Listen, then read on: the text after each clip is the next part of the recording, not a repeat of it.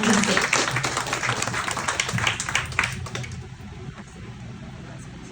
you. Thank you. I'm going to read a section from my second novel, the Johnny Talon and the Goddess of Love and War.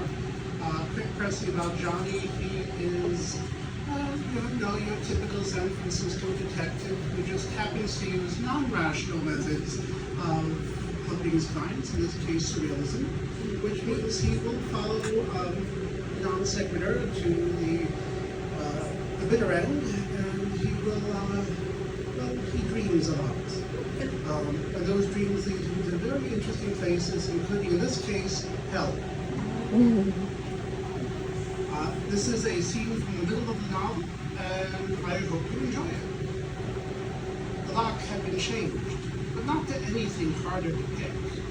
I opened the door slowly, but no alarm sounded, at least not one we could hear. Unlike last time, our outfits had not changed, so we had no way to illuminate the room, nor see where a light switch might be. The light through the door I held open revealed nothing of what the room held. Inanna stepped into the darkness, and her necklace raised lightly to illuminate the cave with stalactites, dripping a putrid-smelling fluid.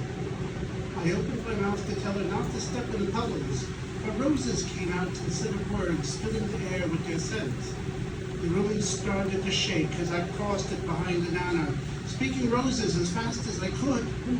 As Inanna reached for the door in the far wall, I leveled my pistol ready for whatever might come through. Even for this place. That's weird, she said. My roses agreed. Instead of the dismal hall we remembered, we were faced with a fur-lined corridor heading straight. My warning to leave her shoes on came out as petunias, so I grabbed her hand as it reached for a raised shoe. Ow, what? Oh, you're using flowery language. Yes.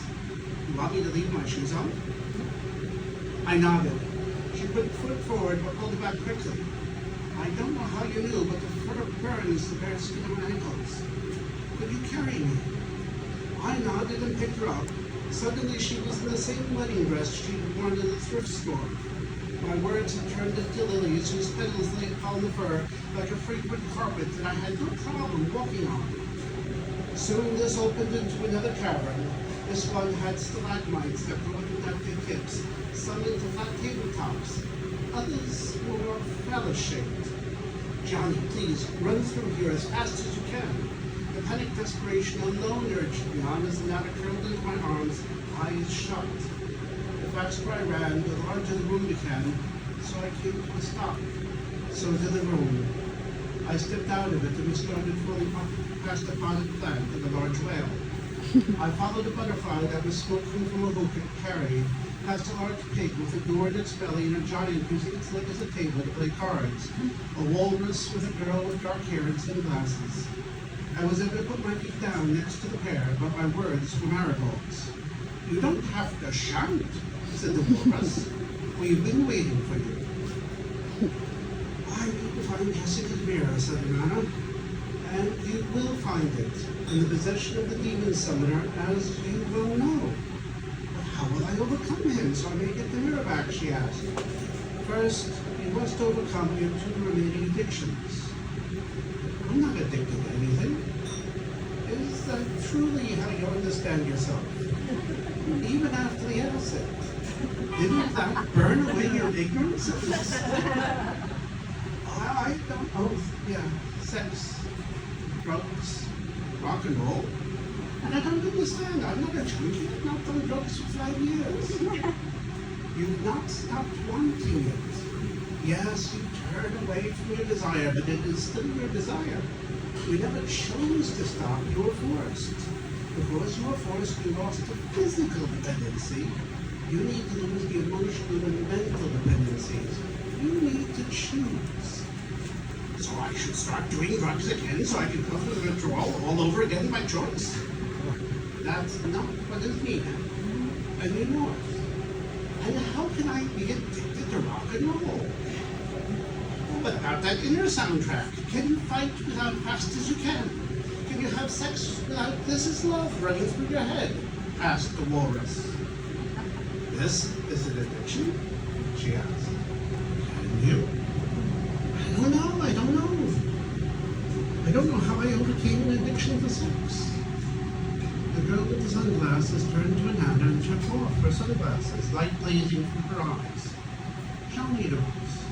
I did. My brain started spinning thoughts 1,000 miles per second, and I came to one conclusion. Something about her had changed, and that something was sex. How I knew that without knowing I knew that, I didn't know, but that's part of my job, and I'm kind of used to it. Johnny? Yes, something about you and your need for sex did change. I don't know what or when, but she's right. You no longer need it the same way. Thankfully, my words were words again.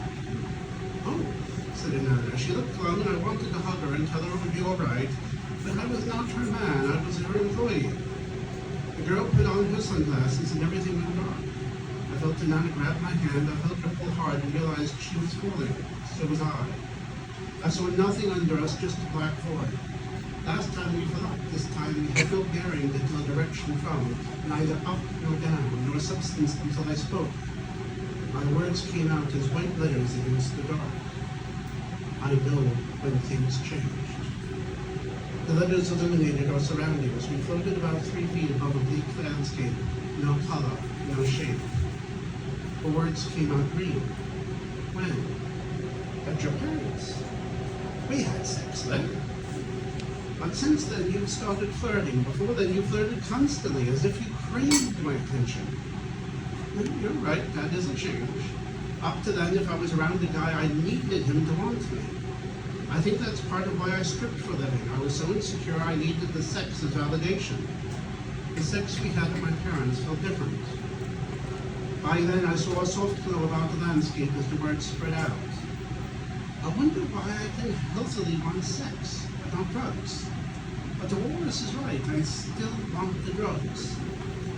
The green of the words was soothing, like the green of the forest in summer. Perhaps all sex is healthy, but those drugs aren't. This time my words were so bright it hurt to look at them. Yet the LSD was okay. So was the first time we did the weed. Okay, maybe it isn't the drugs themselves, but how they're used. It could be, she whispered, when her words grew lines. Damn, that's odd. What do you think that is?